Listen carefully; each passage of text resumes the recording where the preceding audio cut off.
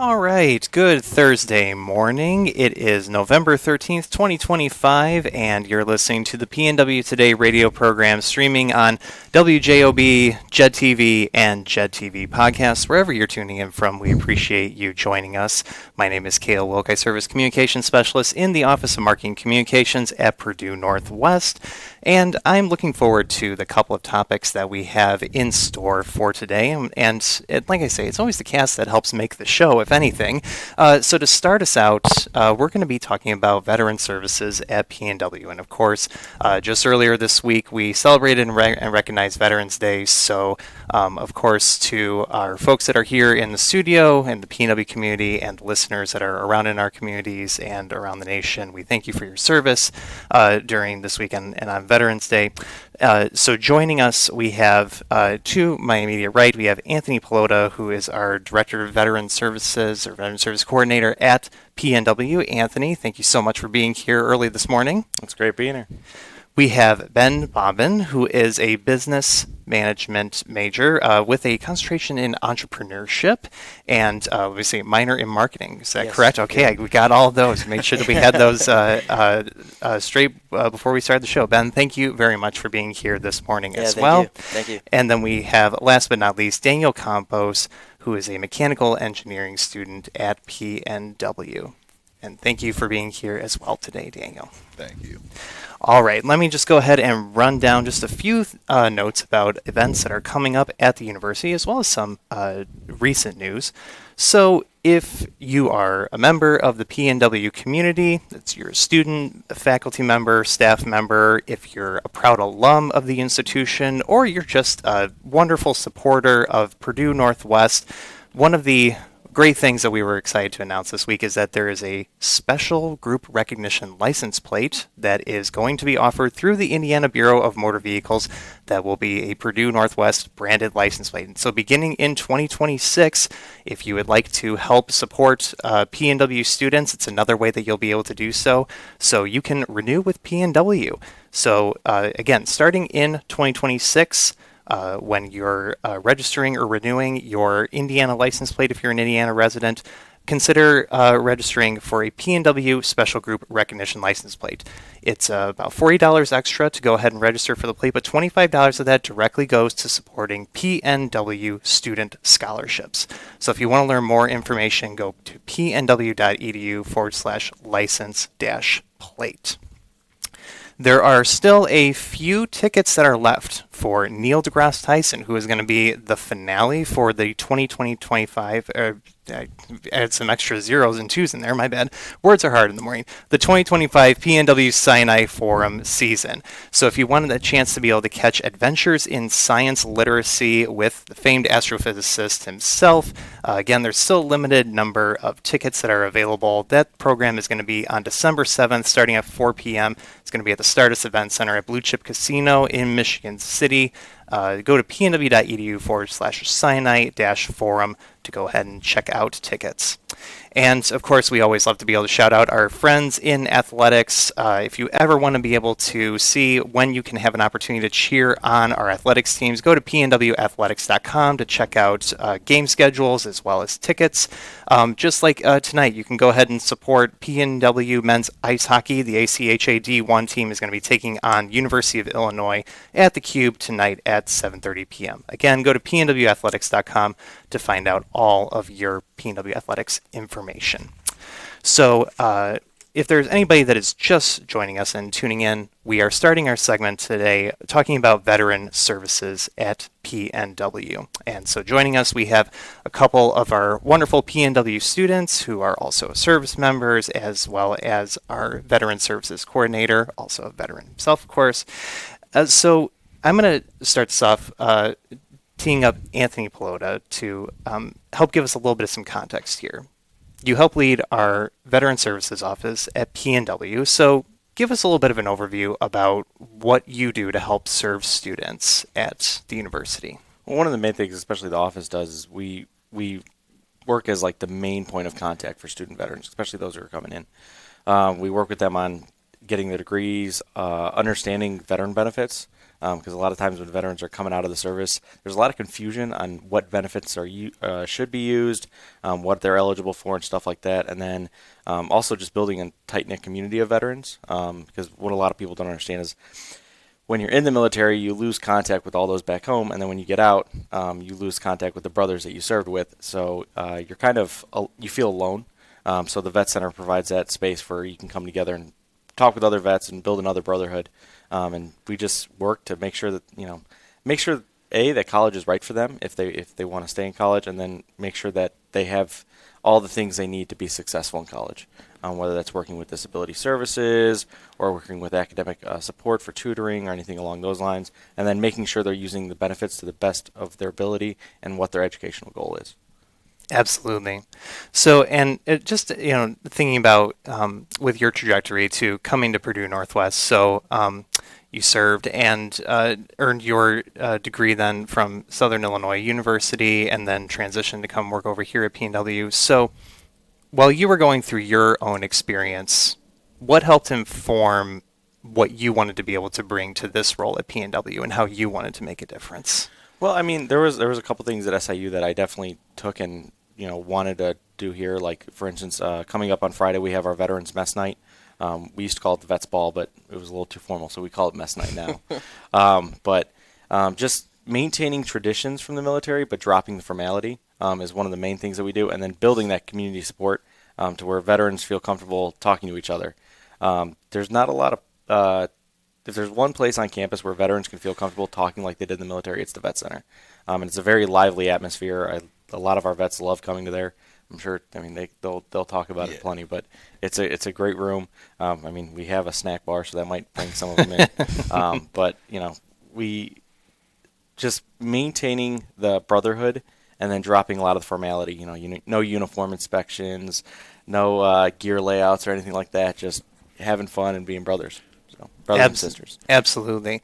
And just as a quick question, so if anyone is interested in being able to visit your office spaces, where are you located at PNW? So on the Hammond campus, we're in the Student Union Library on the 3rd floor.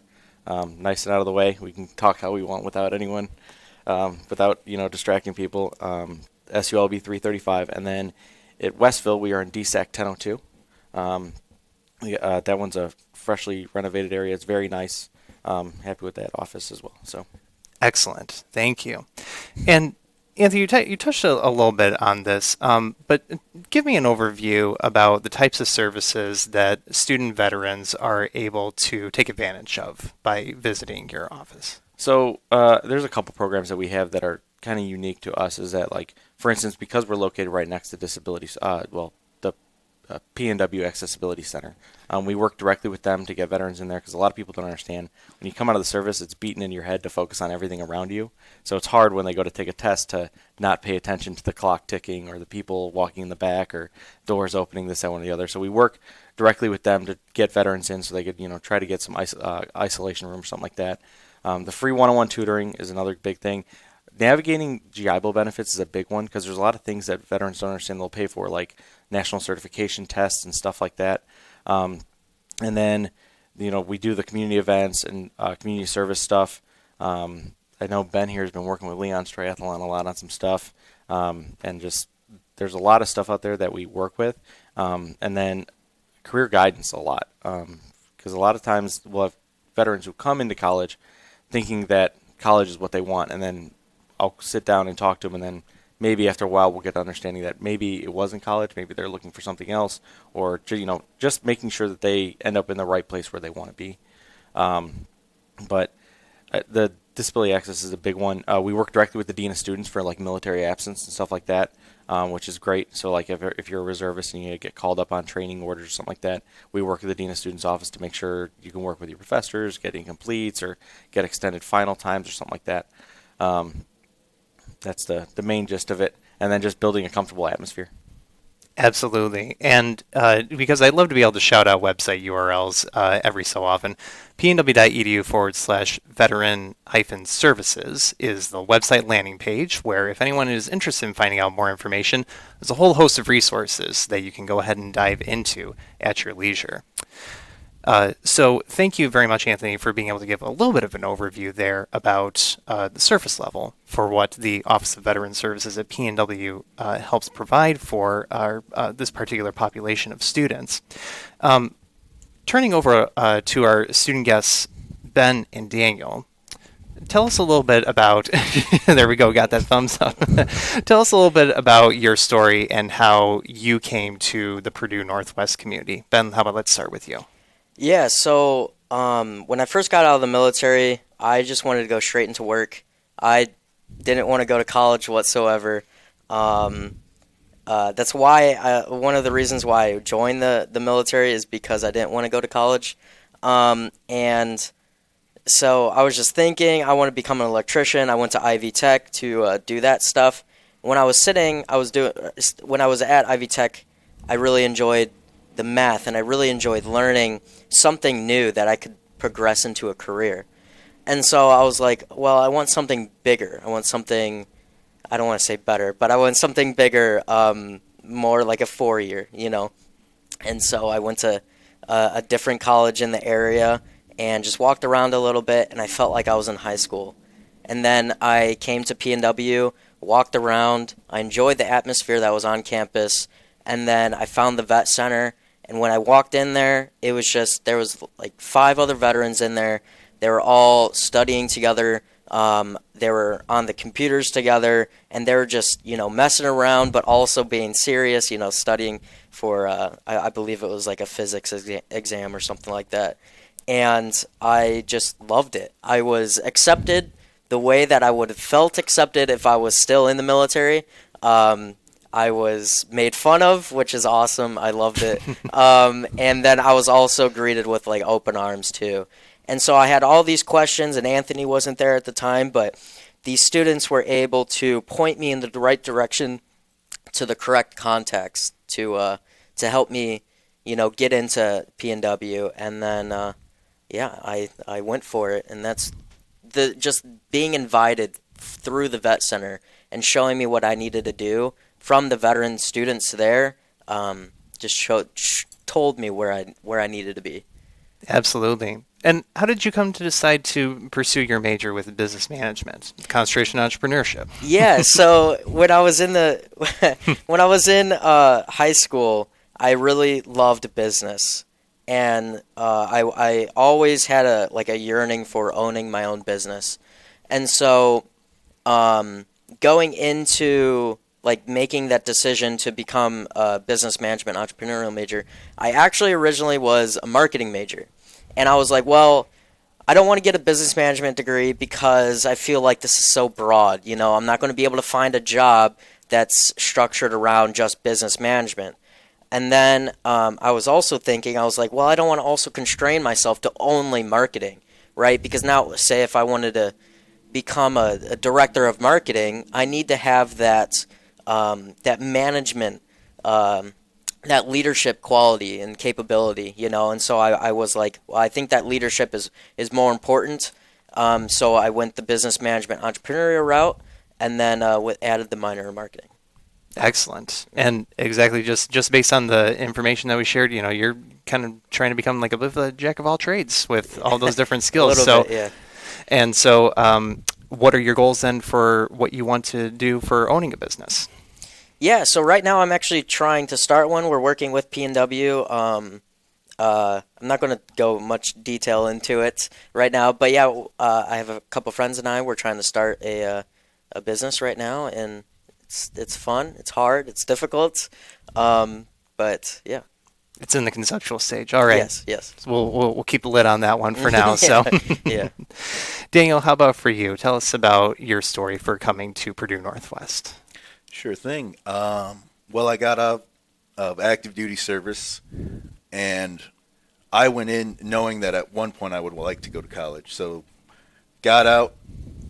My dad actually is a police officer here at PNW, and when I told him I wanted to go, and I was still shopping around, no idea what to do benefits-wise or anything, he took me to Anthony's office and the vet center, and immediately walking in there as, you know, fresh, new, out of the military, civilian, it just felt really comfortable, really familiar. And just that feeling is not a feeling that is easily recreated, I'd say. Anthony helped me. I knew nothing about college, nothing about my benefits. So he walked me through everything, and it's been a great help there. Yeah, absolutely. And how did you come to decide on mechanical engineering as your area of study? Well, when I got out and I knew that I'd have benefits to basically get a paid-for degree, I knew I didn't want to do anything easy.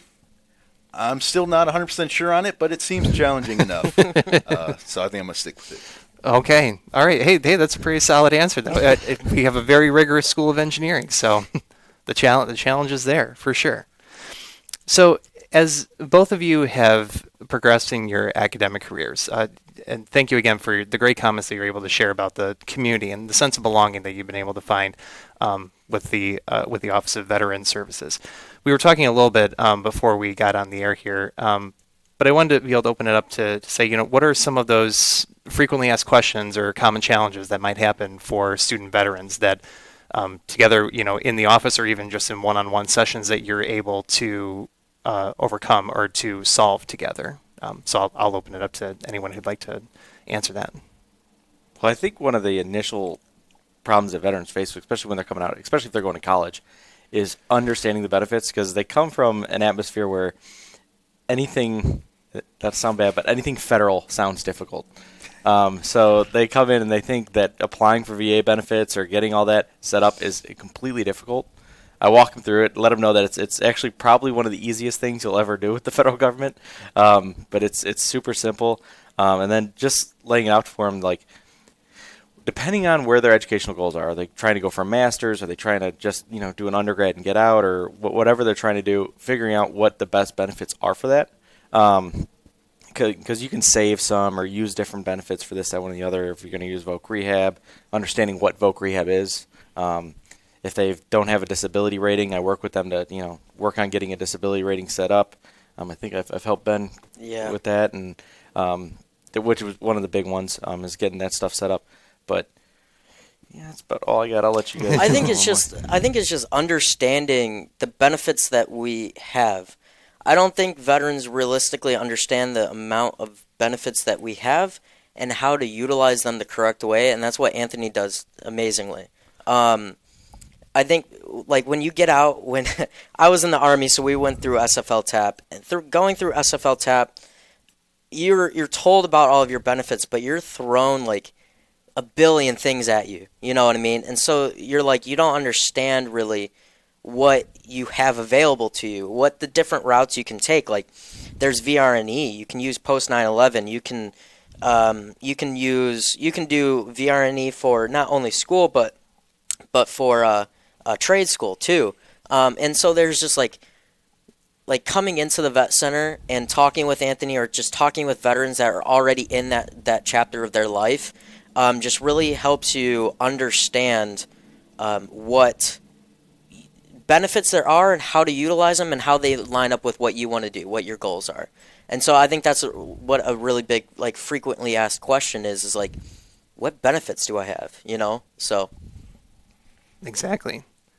I think I'd have to basically agree with almost everything Ben said. That's we all kind of have a little bit of the same viewpoint. There's just the plethora of benefits that we just have that I still probably have no idea about. It with Anthony as a guide and PNW kind of helping facilitate just the process. It's very seamless. For the general benefit, Chapter 31, the GI Bill, every month I get a text that says, "Are you enrolled? Yes or no?" Yeah, And it's that simple. It's that simple. That's simple. Got it. Well, thank you very much for being able to share a little bit about that.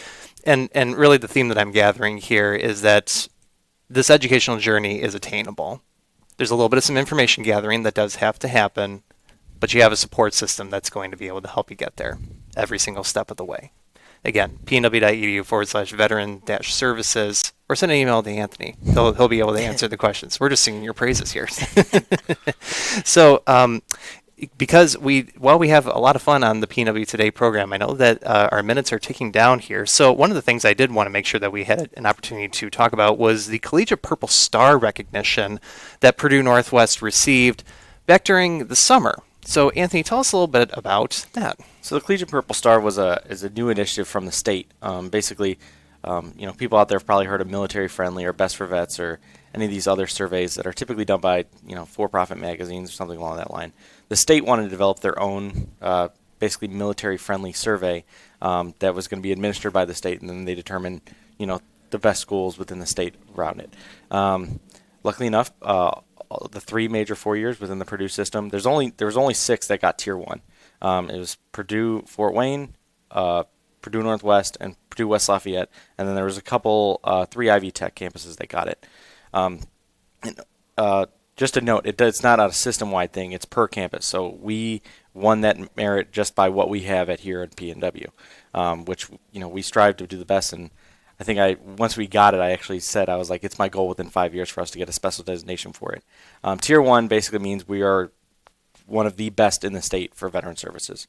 And then what that really entails is they ask what student support services you have. If you have any specific financial things for veterans that you guys offer other than other schools, whether you have a vet center. We have one of the bigger vet centers, I'd say, in the state. We have the best in the state. We have the best in the state. So we also have 2. So yeah, exactly. But taking care of your vets, we have the virtual vet center too now, to where we don't only have on in-person vet centers, but we have an entire virtual one that's on our Brightspace where we disseminate information and let them know about everything going on, job opportunities, or any program that they might be interested in. Like I think we had and her name's Angelica, but we call her Angel. We had Angel on, and she was part of that women's fellowship. Mm-hmm. That was posted on the D2L course, or we have jobs in gaming forums that they do, stuff like that. So we have the formal one, and then we have an informal Discord server that the veterans love to be on. Honestly, it's just setting us apart from the state by all of what we offer, and the fact that PNW is actually putting an effort forward to help student veterans compared to other campuses who maybe don't think about veterans as much, but PNW puts a full focus on making sure that our veterans are taken care of. Absolutely. And again, exactly. I would just agree and echo with your sentiments. It's wonderful what your team and your office is doing to be able to help this particular population of the PNW student body to be able to help excel, thrive, and ultimately achieve their educational and career goals.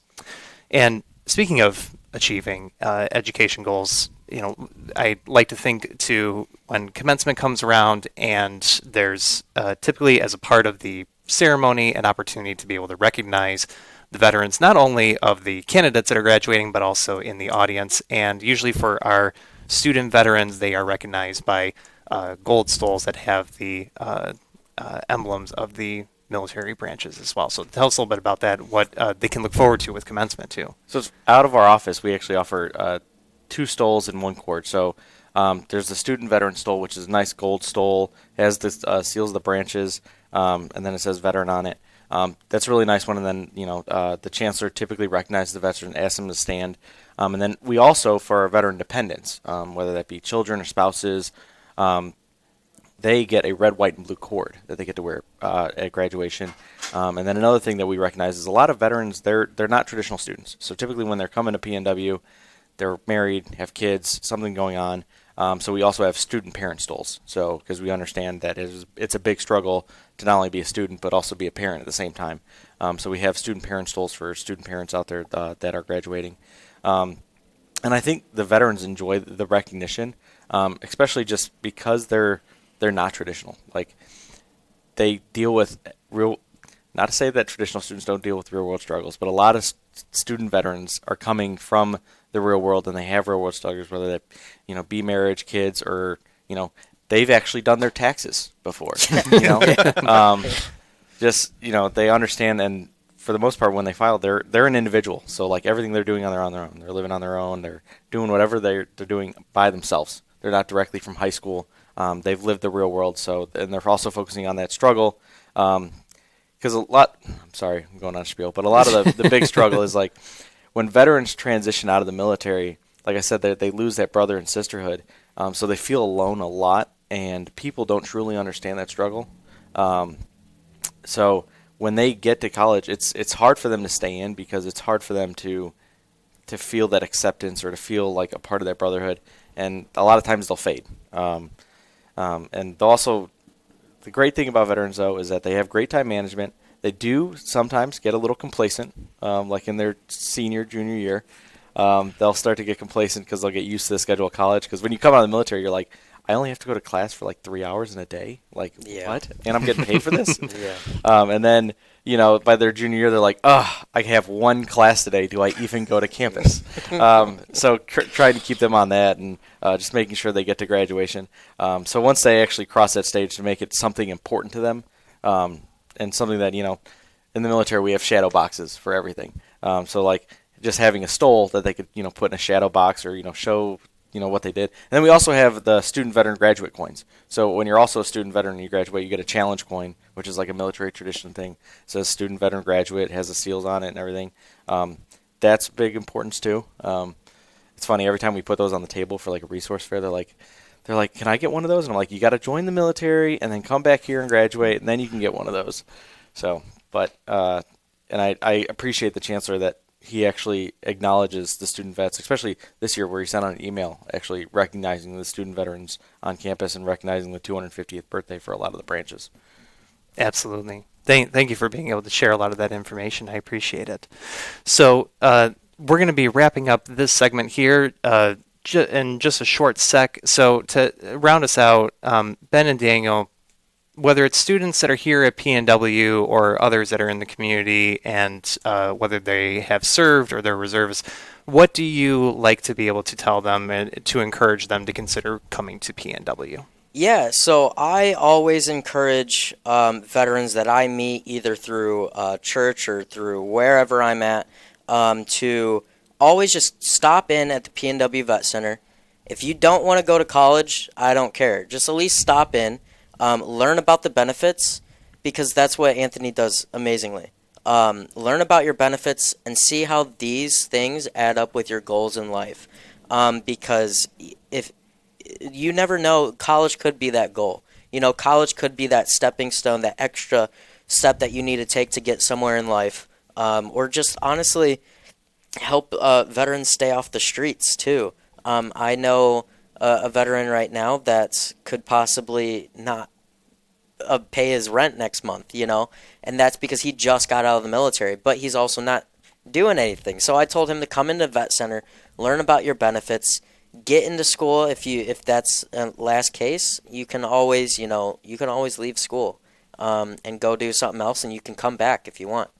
So that's my 2 cents.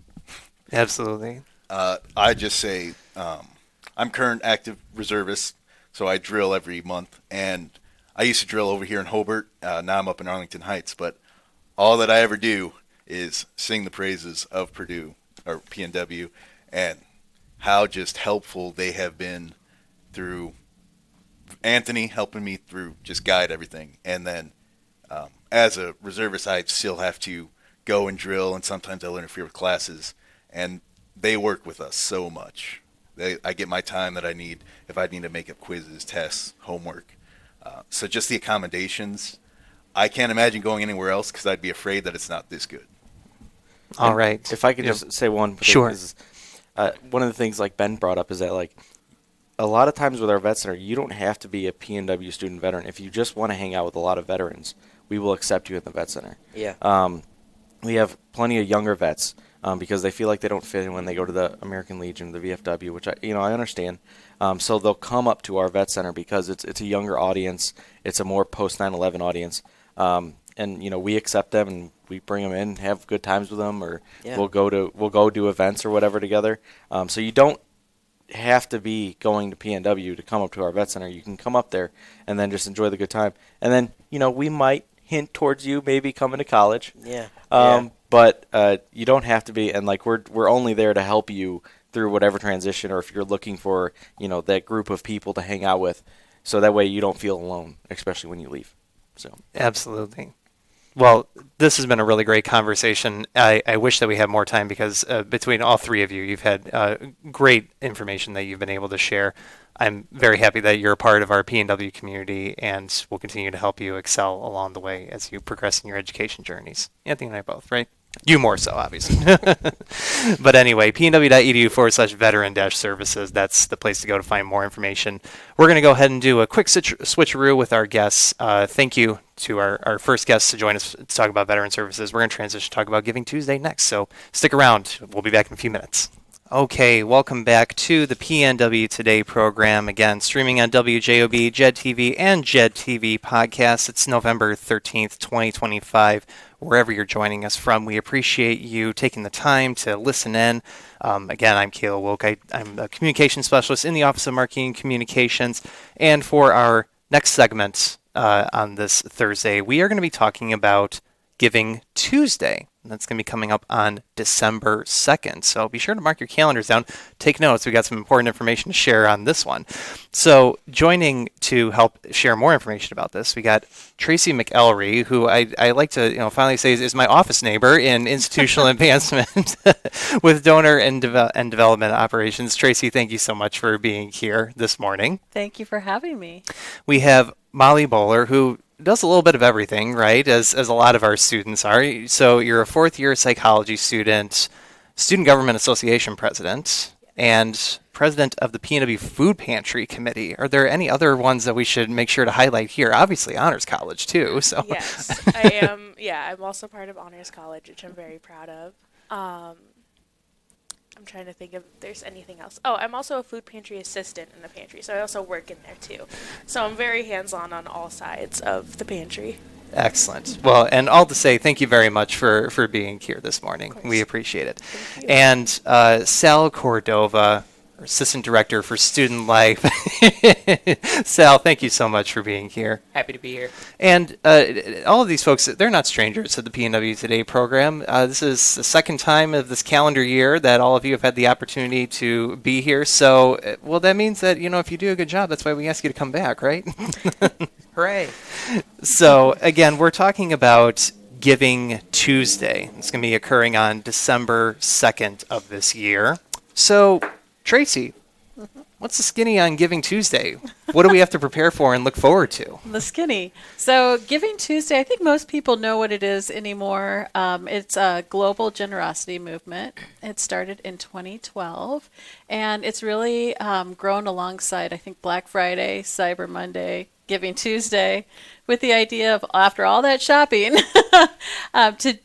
for everybody to just do an act of kindness, to do something good, and really just contribute toward building the world that we all want to live in. So Giving Tuesday is always the Tuesday after Thanksgiving, and so this year it's on December 2nd, and it's a 24-hour raise. This year we are supporting the PNW Campus Food Pantry, which is very timely right now and near and dear to our hearts, with a goal of $5,000 on our Giving Tuesday. Excellent. And like I said, even during the first segment, I'd love to be able to shout out website URLs whenever we can. So pnw.edu/giving-tuesday. Yep. That is a website resource that you are welcome to visit if you want to be able to start doing some background information about how PNW will be celebrating and rallying around that particular day. And so, Tracy, between you and a number of our other colleagues in institutional advancement, you're spreading the good word about the university. You're sharing the great aspects about our student population to our alumni, our supporters, our internal audiences. What do you like to be able to tell them about the importance of considering giving back in support of our students? Yeah. So our students, if you remember back to when you were a student, there's a lot of things that you are adjusting and learning. You are trying to figure out your classes. You're also balancing some work with it. You're trying to pay for your tuition. You might be taking care of family. There's just so many things that you're learning all at once. And part of giving to PNW is helping to remove some of those barriers so that our students have the opportunity to do what they should be doing. That's learning and growing and, moving toward achieving what their dreams are, because our students are leaders of tomorrow. And that's part of helping to create the community again that we all want to live in, and investing in the students and helping to give them a hand up. Absolutely. Thank you very much for being able to share a little bit about that background. So, again, to review, as you said, the PNW Food Pantry is one of the highlighted areas of support for Giving Tuesday that we're looking at. So, I'm going to turn over to our Food Pantry Committee President here for a sec. Molly, tell us about what the PNW Food Pantry helps provide for our students. So our PNW Food Pantry, we're on the third floor of SULB. It's right near Honors College. And one of the things, we provide students with food once per month. So they can come in, they can get as much food as they need, and then they can go about their day. And we try our best to create a very welcoming environment for them so that when they are in, they can get what they need and they can feel supported in whatever they may be grabbing. Absolutely. And so tell us a little bit about that. So if there is a student who is feeling like they have a need and they want to be able to gather groceries, gather food for a meal, what does that process look like? We talked a little bit earlier this week that sometimes when you're working with the food pantry, you will be there to help welcome in students if they have any questions or they're curious to be able to learn more. So walk us through a little bit of what that looks like. So a lot of times I'll hear students chatting in the hallway and they'll be like, I don't know if I can go in there. I don't know what it is. There's just a lot of food in there. And I'm like, hey, come in here real quick, just for a second. And basically they just have to scan a QR code and answer some questions, and then they can take whatever food they need based off of the list that we have. And then they grab their stuff and then they go on about their day. And I try to just talk to them and let them know and kind of try and break down a little bit of the barrier or fear that they may have. Mm-hmm. And as a leader with the Food Pantry Committee, and obviously Sal also helps serve as a staff advisor for that, how does the Food Pantry operate with gathering groceries, helping distribute them, gathering funds together? Just give us a little bit of some context as well for that. Yeah, so we're very much donation-based pantry. We have food boxes outside if people just want to donate food to us. We only accept non-perishables right now. We can't accept any fresh food, but we do fresh food giveaways like the one that we had earlier this week. And basically that's just a means of getting together with where we get the food, getting the food to campus, getting volunteers to help bag all the food up, stuff like that for the fresh food giveaways. And then in the pantry day to day, we need just people helping date stuff, sorting things, just making sure everything kind of makes sense in there. Got it. And so Molly and Sal, for both of you, since you're kind of the boots on the ground here in seeing and helping this particular issue of food insecurity, tell us a little bit about why that's important to be able to address for college-age populations, because this is something that is impacting not just Purdue Northwest, but around our country. Right. So I think that just anywhere a food pantry on a college campus is going to help impact students' grades. Students that are well-fed are going to do better in school. It also impacts their mental health.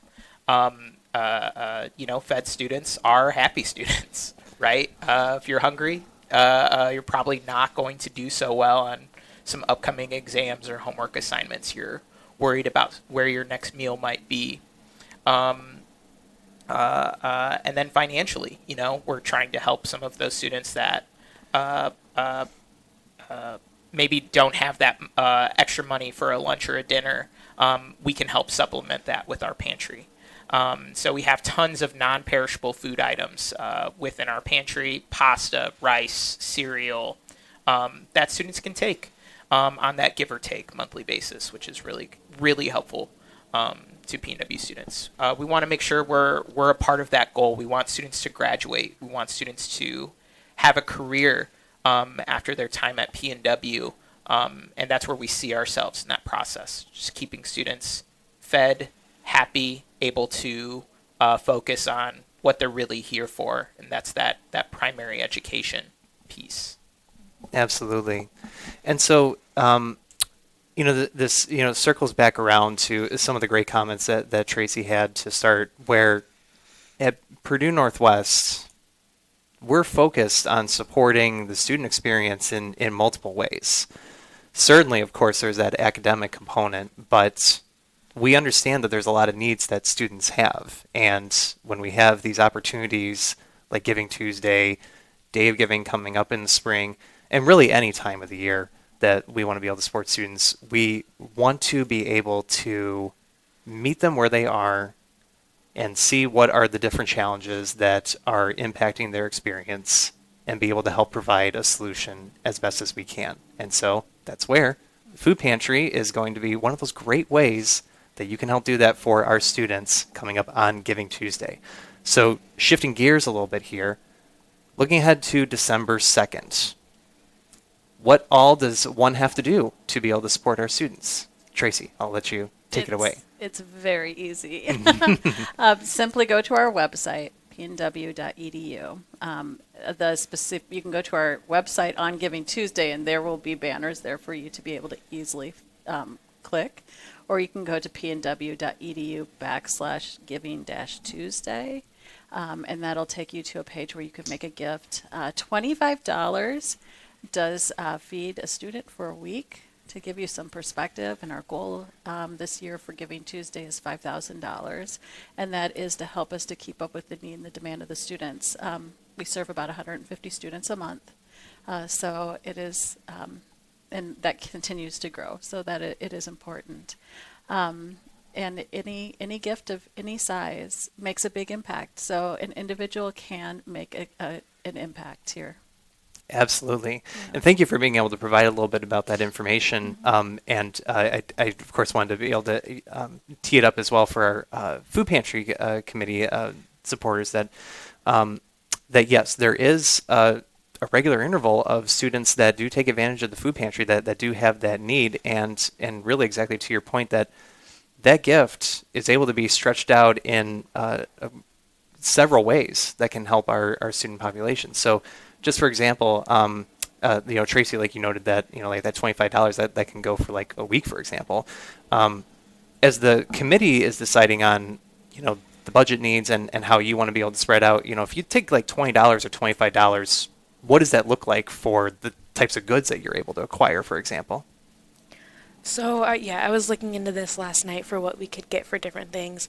And basically on our take sheet, we have a lot of like basics of like pasta, sauce, peanut butter jelly, rice, cereal, all that stuff. We could get almost our entire list of items for about $10. So that like helps out greatly. So then if you do the 25, you're feeding 2.5 students a month. So like that could also really like work out. And that's a really good thing to do. Mm-hmm. Yeah. Just thinking about costs of like rice. 1 cup of rice is a pretty big impact for our students. That one's a very popular good. Just 1 jar of peanut butter, 1 jar of jelly. That's huge. So I think it's neat too. The food pantry also has hygiene products as well, so it can help support students in a couple of different ways, and those are expensive. Exactly. Yeah. Thank you for being able to for pointing that out as well, Tracy.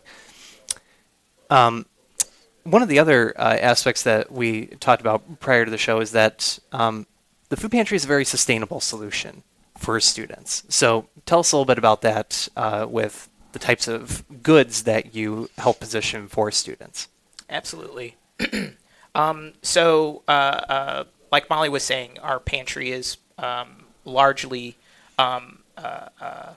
non-perishable food items that maybe someone else has purchased and has donated to us, in part with some other food items as well from the Northwest Indiana Food Bank. We have a a group of volunteers who can kind of really look and check the condition of those items and make sure that they're safe to eat. And so those food items just don't go to waste. We want to make sure we're curbing any food that would be going to landfill. We want to make sure that instead that gets to our students and helps us again with that ultimate goal, getting students to graduate. We do get a lot of our food, pallets and pallets of food from the Northwest Indiana Food Bank as well. And so that's been a really great initiative for us, working with some of our campus partners to be able to go to Maryville and bring some of that food back as well. Got it. Thank you for being able to share that information. So looking again at some of the larger or overarching outcomes here, Molly and Sal, as we were talking a little earlier this week, I remember that you noted that helping address food insecurity on campus helps in turn address stigmas around that. So whether it's when you're organizing with the food pantry committee, talking with other students on campus, or talking with community members, what important messages do you like to share with them about why it's important to just face these challenges head on and help others in doing so?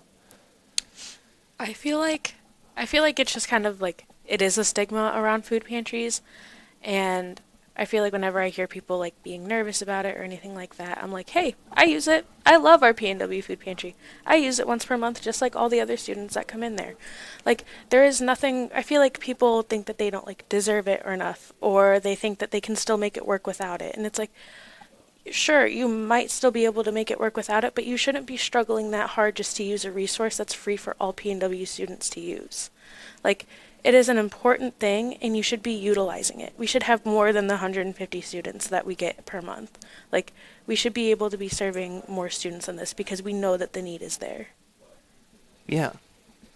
Sal, how about for you? What do you like to be able to tell students and educate them on? Yeah, really echoing that message. I mean, everybody's got to eat, right? And there's free food on campus in the pantry. You do have to take it home and kind of cook it yourself.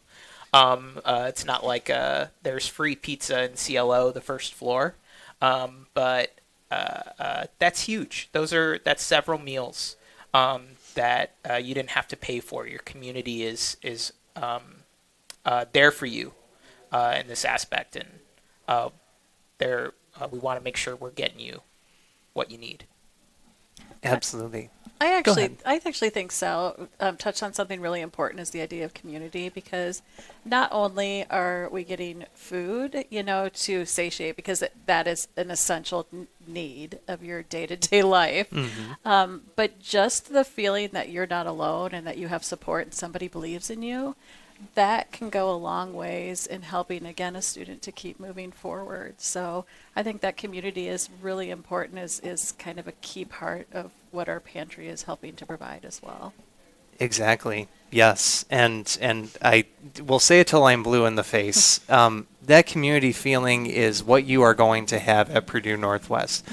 Whatever background that you come from, we are going to be committed to meeting you where you are and helping you overcome the challenges that you may be experiencing in whatever capacity that we can. Absolutely. Yep. So while we have a few more minutes before we close out for this segment, how about let's just go ahead and go down the line here, and tell us a little bit about what is it that's centrally important to you, and what motivates you to be able to give in support of PNW students. You can think back on, in your capacity here with the current roles that you have, or even like Sal from, back when you were a student as well and a student athlete. What is it that drives you to want to give back to our students and encourage others to do so? Absolutely. Start with you. So I think thinking back to when I was a student, this is a resource I definitely would have been more than happy to use. I think about it all the time, about how much of a game changer the food pantry would have been for me back when I was living in housing. And so when when we have a food pantry meeting, or when we're doing an event for the food pantry, or planning a food drive, that's what's in my head, is that this is a game changer. This is a really awesome resource that we get to be a part of and provide to PNW students. I think one of the coolest things about the pantry is that there's just so much PNW community support. There's so many faculty and staff, administration, and other students that are more than happy to help other people in their community and give to the pantry in several ways. And so being a part of that ultimate mission to feeding PNW students, making sure students graduate, there's no place I'd rather be. Very well said. Molly, how about for you? Yeah, I agree. It really is interesting to see like all of the community around it, and like all the time I'll be like in the pantry doing stuff, and like a staff member will just be like, "Here, I have bags of things," and just drop it. And that's like amazing to see how willing they're all like able to just like support when they can. And also like yeah, I just love being a part of the food pantry and being able to see it grow from when I first started just like 3 years ago to now, and like where we're at, and like we have people like working in there, and we're getting more students, and we're able to help more people, and it's just amazing to be able to like help them and get students fed, because that's just such a basic, like, you need to eat food, and being able to help with that is amazing. Mm-hmm. I am aware that 44% of our students are at PNW right now with the help of a Pell Grant, which just helps to illustrate that there's a lot of our students that are walking onto campus every day with a lot of things that they're trying to overcome to be able to be there. And so I'm really passionate about doing anything we can to help students overcome that, because higher education is just such a gift. To have that time to be able to learn and to grow and to be able to give you choice in what you want your life to look like moving forward. It's something that nobody can ever take away from you, that you will have forever. And that to be able to have that experience, I feel that everybody should be able to have that experience. So I'm super passionate about giving that opportunity to anybody who is looking for that, wants that path. That's what really motivates me. But then also just the feel of it feels good to give and it feels good to help others, particularly in something that I've been passionate about, to help others to be able to have that same experience. So that's why I will be at pnw.edu /Giving-Tuesday on December 2nd. Exactly. And yes, just to go ahead and round out the segment, just a review of our resources to be able to best use on the day of, just like Tracy noted, pnw.edu /Giving-Tuesday. That's the direct web page. But even if you just go to our homepage, there will be a message up top that you can just go ahead and select that, and it'll get you to your destination all the same. And like we were emphasizing, or even just to borrow Leslie Plezak, our Sinai Forum Director's words, no gift is too small, but no gift is also too large. But really, if there is any amount that you are willing to be able to give in support of our PNW students, as our cast members have emphasized, even something like $10, $15, $20, that goes a very long way to being able to help 1 to 2 students. And when you add all of that collectively together for the outpouring of support that we are encouraging and hoping to see on Giving Tuesday, it's going to be a fantastic outcome. And so we would love to be able to have you to join us in being a part of that and supporting PNW students in that capacity. So with that, that's going to close out our November 13th PNW Today program. Again, a big thank you to Tracy, Molly, and Sal for coming to talk about all things Giving Tuesday and the PNW Food Pantry. Again, and please feel free to visit our website if you want to learn more about the Food Pantry. Again, it's a really great and important resource that helps our students who are facing food insecurity at Purdue Northwest. So with that, thank you very much for joining us. We'll look forward to seeing you for the next PNW Today program in early December. Until then, take care and have a great holidays for Thanksgiving coming up.